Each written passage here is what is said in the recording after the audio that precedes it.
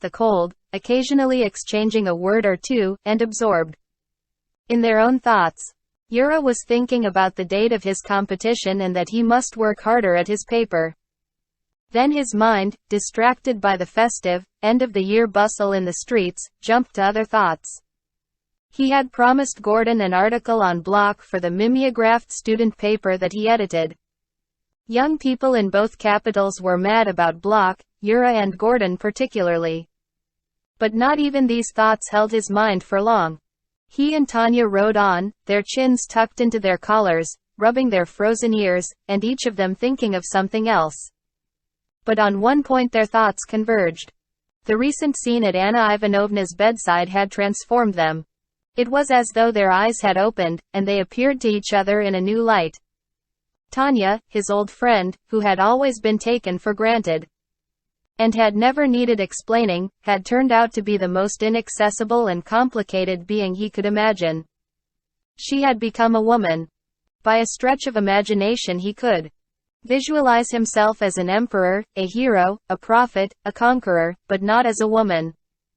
Now that Tanya had taken this supreme and most difficult task on her slender and fragile shoulders. She seemed slender and fragile to him, though she was a perfectly healthy girl. He was filled with the ardent sympathy and timid wonder that are the beginning of passion. Tanya's attitude to Yura underwent a similar change. It occurred to Yura that perhaps they should not, after all, have gone out. He was worried about Anna Ivanovna. They had been on the point of leaving when, hearing that she was feeling less well, they had gone to her room, but she had ordered them off to the party as sharply as before. They had gone to the window to have a look at the weather.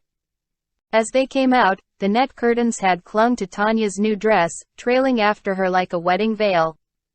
They all noticed this and burst out laughing. Yura looked around him and saw what Lara had seen shortly before. The moving sleigh was making an unusually loud noise, which was answered by an unusually long echo coming from the ice-bound trees in the gardens and streets. The windows, frosted and lighted from inside, reminded him of precious caskets made of smoky topaz. Behind them glowed the Christmas life of Moscow, candles burned on trees, and guests in fancy dress milled about playing hide and seek and hunt the ring. It suddenly occurred to Yura that blok reflected the Christmas spirit in all domains of Russian life in this northern city and in the newest Russian literature. Under the starry sky of this modern street and around the lighted tree in a 20th-century drawing room. There was no need to write an article on blok, he thought. All you had to do was to paint a Russian version of a Dutch adoration of the Magi with snow in it, and wolves, and a dark fir forest. As they drove through Kamerger Street, Yura noticed that a candle had melted a patch in the icy crust on one of the windows. The light seemed to look into the street almost consciously, as if it were watching the passing carriages and waiting for someone. A candle burned on the table, a candle burned, he whispered to himself, the beginning of something confused, formless. He hoped that it would take shape of itself. But nothing more came to him. 11. From time immemorial the Sventisky's Christmas parties followed the same pattern. At 10, after the children had gone home, the tree was lit a second time for the others, and the party went on till morning. The more staid people played cards all night long in the Pompeian sitting room, curtained off from the ballroom by a heavy portiere on bronze rings. Before daybreak they would all have supper together. "Why are you so late?" asked the Sventisky's nephew, Georges, running through the entrance hall on his way to his uncle's and aunt's rooms. Yura and Tanya took off their things and looked in at the ballroom door before going to greet their hosts, rustling their dresses and treading on each other's toes. Those who were not dancing but walking and talking moved like a black wall past the hotly breathing Christmas tree with its several tiers of lights. In the center of the room the dancers twirled and spun dizzily.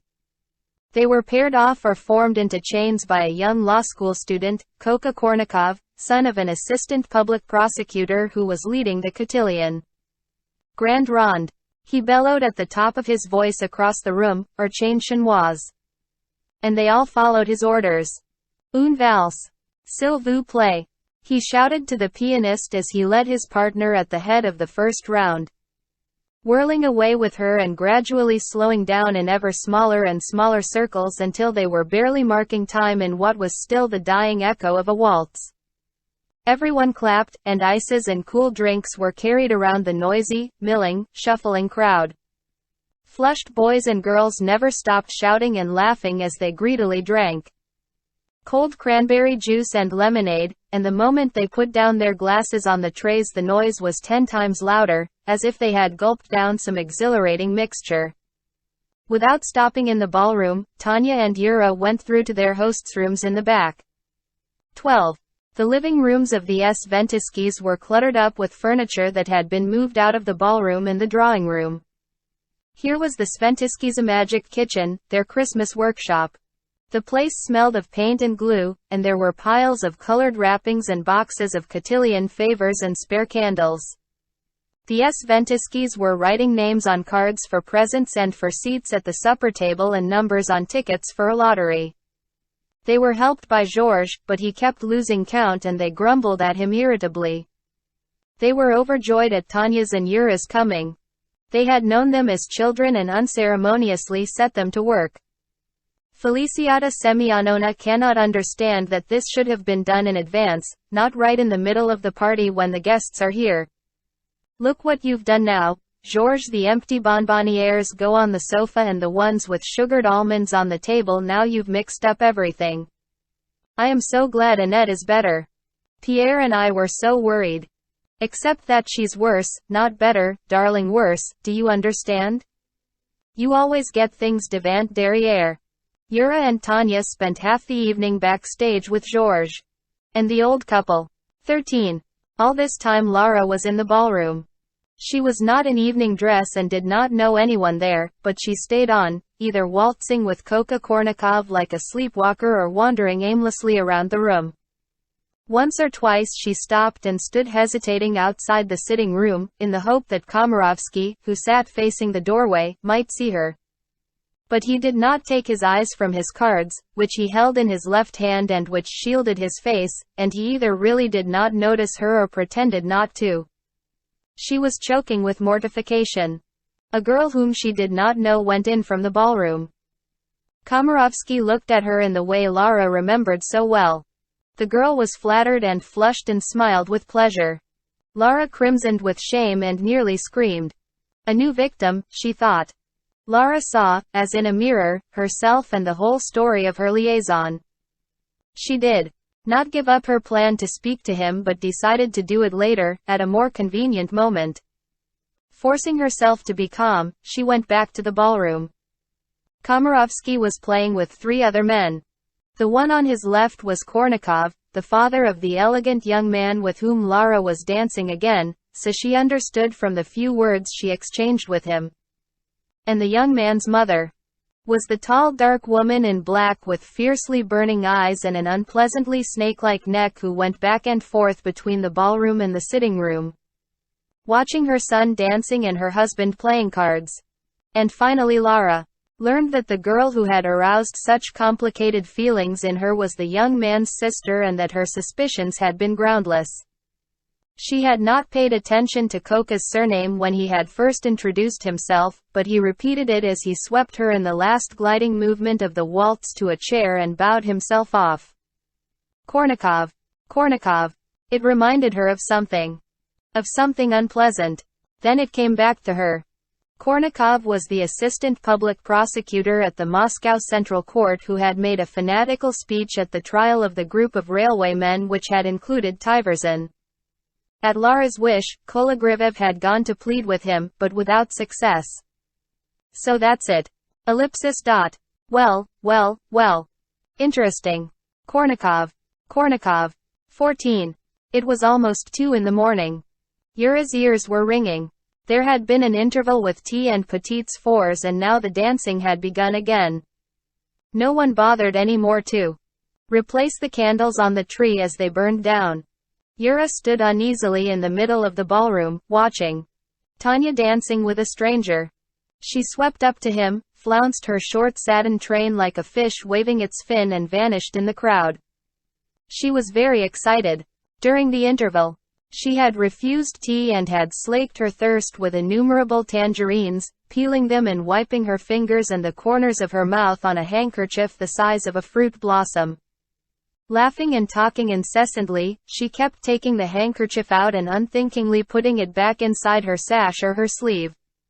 Now, as she brushed past the frowning Yura, spinning with her unknown partner, she caught and pressed his hand and smiled eloquently.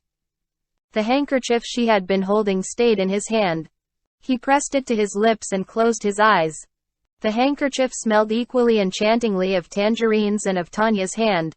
This was something new in Yura's life, something he had never felt before, something sharp that pierced him from top to toe. This naively childish smell was as intimate and understandable as a word whispered in the dark. He pressed the handkerchief to his eyes and lips, breathing through it. Suddenly a shot rang out inside. Everyone turned and looked at the portiere that hung between the ballroom and the sitting room. There was a moment's silence. Then the uproar began. Some people rushed about screaming, others ran after Coca into the sitting room from which the sound of the shot had come. Others came out to meet them, weeping, arguing and all talking at once. "What has she done? What has she done?" Komarovsky kept saying in despair. Boria, tell me you're alive, Mrs. Kornikov was screaming hysterically. "Where is Dr. Drokov? They said he's here." "Oh, but where is he? How can you say it's nothing but a scratch?" "Oh, my poor martyr, that's what you get for exposing all those criminals." "There she is, the scum, there she is, I'll scratch your eyes out, you slut, you won't get away this time." "What did you say, Komarovsky?